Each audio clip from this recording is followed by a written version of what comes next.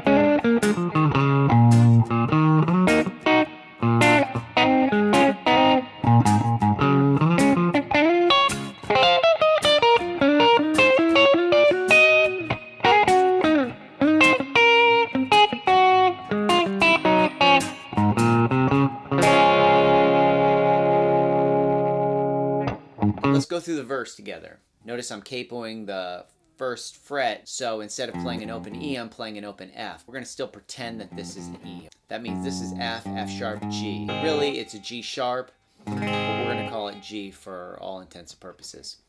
So starting on the and of 4, we're going to hit that G. 1, 2, 3, 4, and 1, 2, and 3, and 1, A7. D minor 7, G7. Now in the song, what you'll hear is, if you listen to the album version, all you hear is. So, and 1, 2, and 3, 4. That's all you hear. But I had a little fun with it, and I wanted to make the bass line a little cooler there. So I went, and 1, 2, and 3, and 4, and 1. A7 to D minor 7.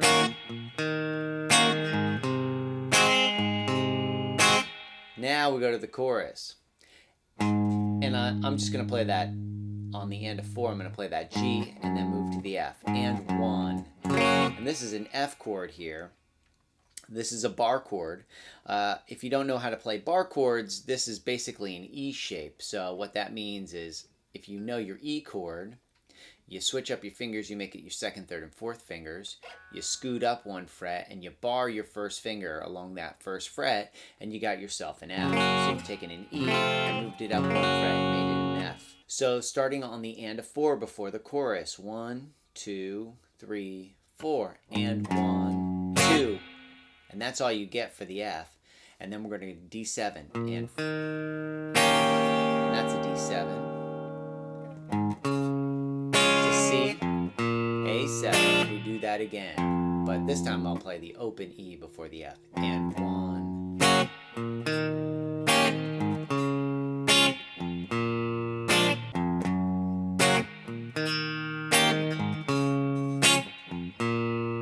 Anyways, we play that 3 times. So then we move to the G7. And on that G7, I start with the open E on the and of 4. So 1, 2, 3, 4, and 1.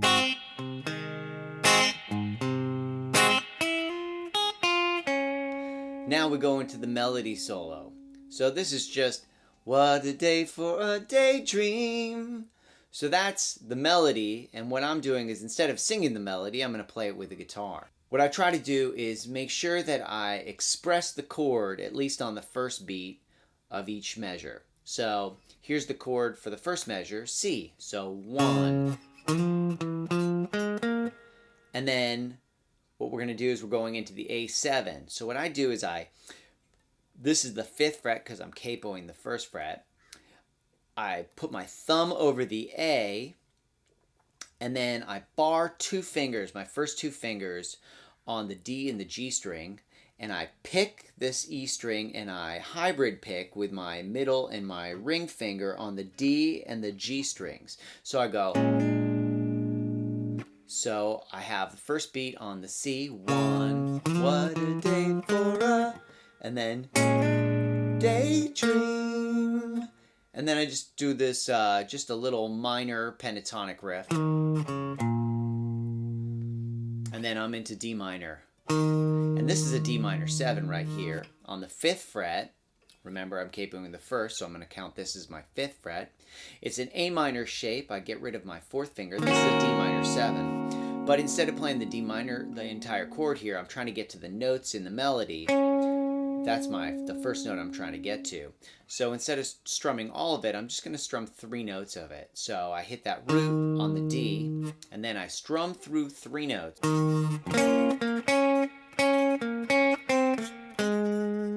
So again, 1.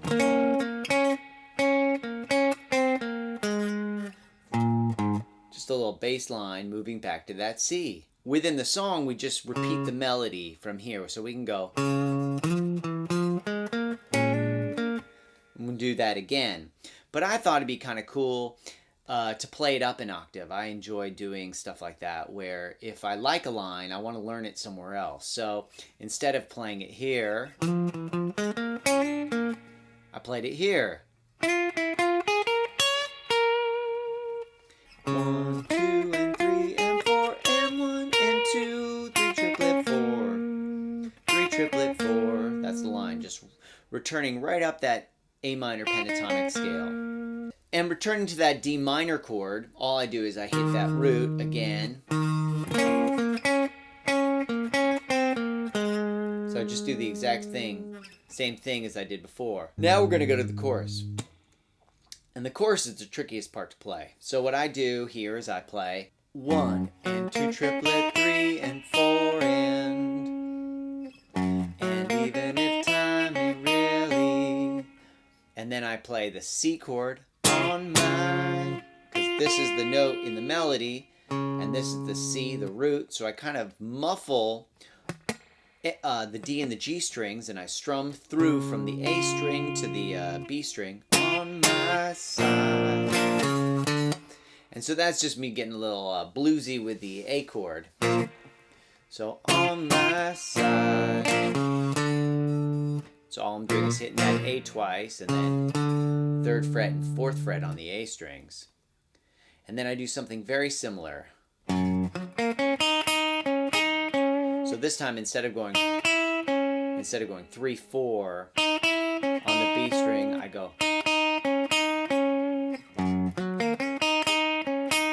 But I do the same thing on the C. And then instead of strumming it twice, I just hit it once and do another little bluesy thing on that A chord. And then on the 3rd go through, same thing as I did on the 2nd one, to the A, and then I repeat the 1st line. And on the G, I play a G7 here, and if you put your 4th finger down here on the B string, you're actually playing a G13. I'm adding the 6th, but in the 2nd octave, and that makes it a 13, so it's a G7 with that added 13, so G13, 1 and 2 triplet, 3 and 4 triplet, 1 and 2 and, so that's the line, 1 and 2.